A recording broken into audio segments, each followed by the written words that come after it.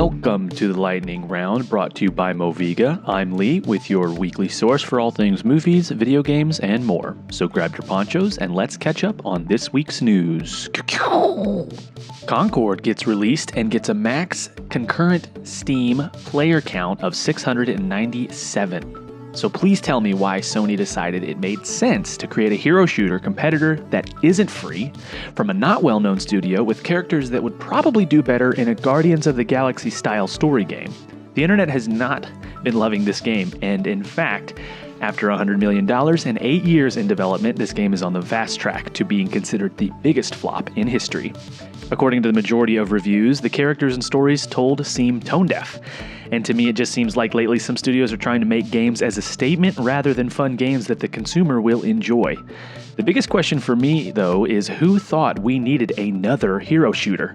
I definitely won't be spending any money on this game and giving it a whirl, but what do you think? Should a game studio focus on the consumer, the message, or perhaps there can be a better mix of both?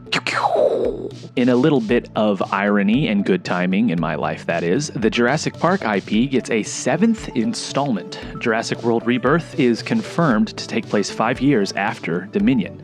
I literally just watched the most recent Jurassic World movie and found the fan service and old/new character team-ups very predictable, and the writing was not great.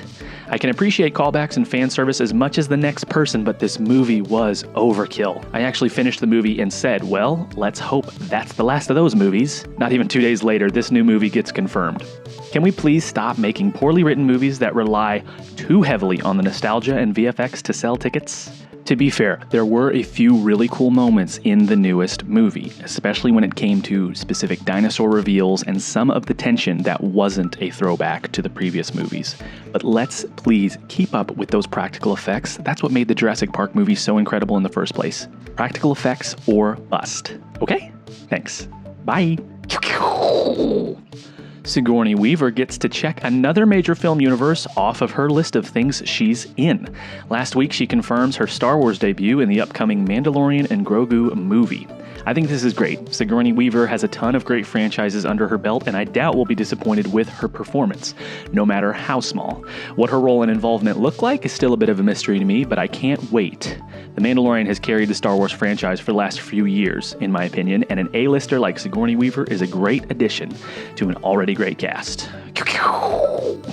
Well, it looks like the storm has passed. Be sure to check out the Moviga Podcast wherever you listen to podcasts, and find even more nerdy stuff at movigapodcast.com, where we're talking all things movies, video games, and more.